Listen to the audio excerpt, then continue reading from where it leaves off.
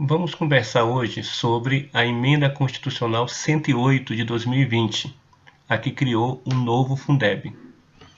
No dia 31 de dezembro de 2020, terminaria a vigência da Emenda Constitucional 53, lá de 2006, que criou o Fundeb. Depois de 10 anos de Fundef, 14 anos de Fundeb, o debate sobre essa renovação, a continuação da política de fundos tinha 4 aspectos. 1. Tornar o fundo permanente, parte da Constituição. 2. Aumentar a participação da União. 3. Melhorar o combate à desigualdade educacional. E 4.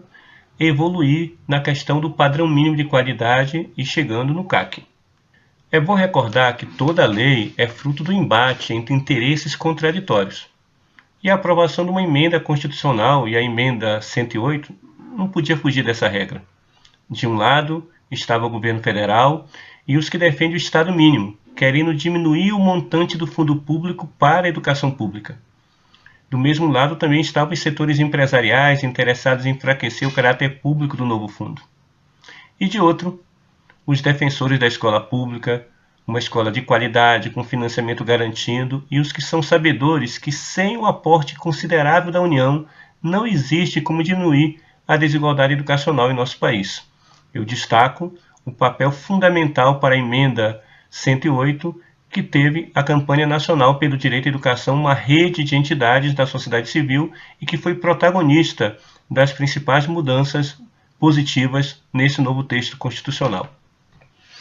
Bem, a mudança principal que motivou essa nova emenda foi criar um novo artigo no capítulo de educação. Agora nós temos o 212A, na qual consta toda a formatação do Fundo de Manutenção e Desenvolvimento da Educação Básica e de Valorização dos Profissionais da Educação, o Fundeb. Agora, ele é parte permanente da Constituição. Bem, ele foi mantido como um fundo, mas na verdade são 27 fundos estaduais de caráter contábil. Manteve-se a subvinculação de 20% de todos os impostos e transferências constitucionais, com exceção dos impostos arrecadados pelos próprios municípios que estavam de fora e continuam de fora. Uma das alterações mais importantes foi sobre a complementação da União. Agora nós temos 3 formatos. O formato atual, ou seja, 10% do que os estados e municípios depositam, compõe a complementação da União, se acha um valor anual por aluno, que agora estamos chamando de VAAF, e isso é distribuído para os fundos estaduais mais pobres. Hoje beneficia 9 fundos estaduais, aqueles que estão com as per capita menores. Isso continua. Mas foi criado um segundo critério, que vai ter 10,5% do que os estados e municípios depositarem, e ele vai ser utilizado pelo VAAT, ou seja, valor anual total dos alunos. Vou explicar daqui a pouco um pouco o que isso significa. Tá? E o terceiro formato é 2,5%, que serão distribuídos a partir de melhoria da gestão. Precisa regulamentar isso em lei, mas seriam indicadores a serem definidos, melhoria na aprendizagem, redução da desigualdade, no termos do Sistema Nacional de Avaliação da Educação Básica, que, por sinal, foi abandonado nos últimos governos. Então, 3 formas, somando dá 23%. Tem que sair de 10% para 23% da complementação da União. Foi uma mudança muito importante e muito benéfica. Bem, se manteve a regra segundo a qual os recursos recebidos só podem ser aplicados na tua atuação prioritária, ou seja, os estados podem aplicar no ensino fundamental e no ensino médio, os municípios na educação infantil e no ensino fundamental, e logicamente nas modalidades correspondentes a cada uma dessas etapas.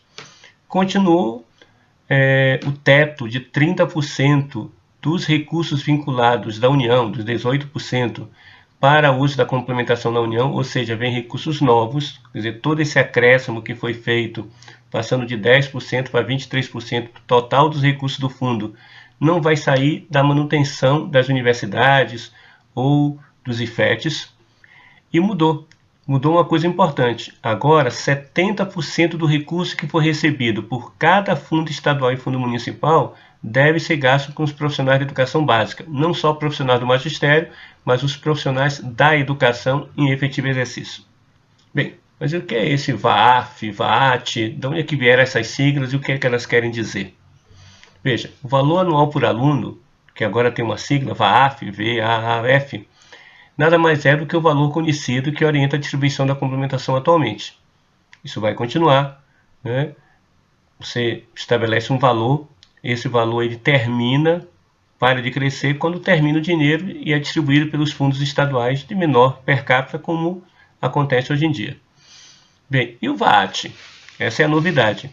O valor anual total por aluno será calculado da seguinte forma: vai juntar todos os recursos vinculados à educação, não só do Fundeb. Os recursos do Fundeb, incluindo a complementação, os recursos vinculados e não depositados no Fundeb, os 5% que não entram no Fundeb, os recursos próprios dos municípios, 25% obrigatório dos municípios, e a cota estadual e municipal do salário de educação. Soma tudo isso e encontra uma per capita nacional na educação básica. Ninguém pode ficar abaixo dessa per capita. Quem estiver abaixo, né, vai receber a ajuda da União. Normalmente serão municípios pobres, mas de estados que não recebiam complementação. Ou seja, os municípios que recebiam vão receber mais, mas novos municípios vão ser contemplados, tornando menos desigual essa relação entre os municípios. Bem, e nós tivemos uma mudança muito importante, bastante polêmica, que foi a constitucionalização do custo aluno-qualidade.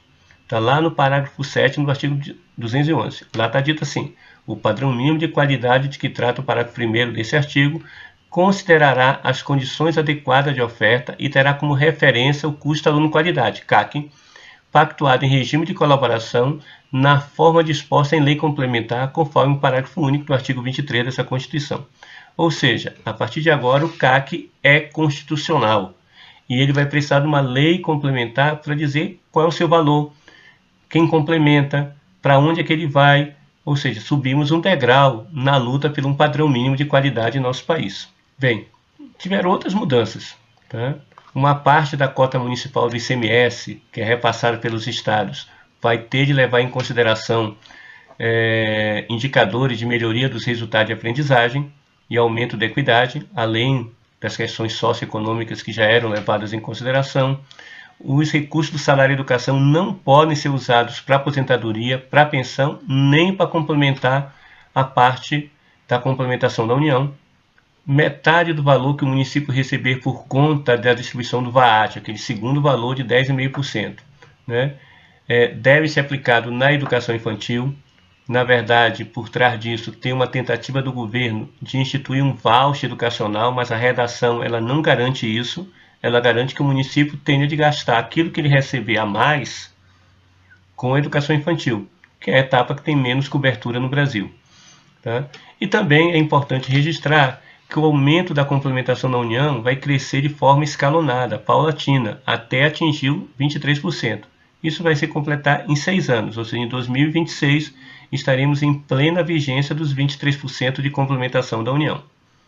Tem muita coisa que falta regulamentar, né? Para funcionar o fundo no dia 1º de janeiro é necessário ter uma lei regulamentadora. Dentre as questões que estão muito em abertos, aquele percentual de 2,5% da complementação, né? Está incerto ainda qual vai ser o mecanismo, vai ser o IDEB, vai se criar um outro indicador, como é que vai ser mensurado isso.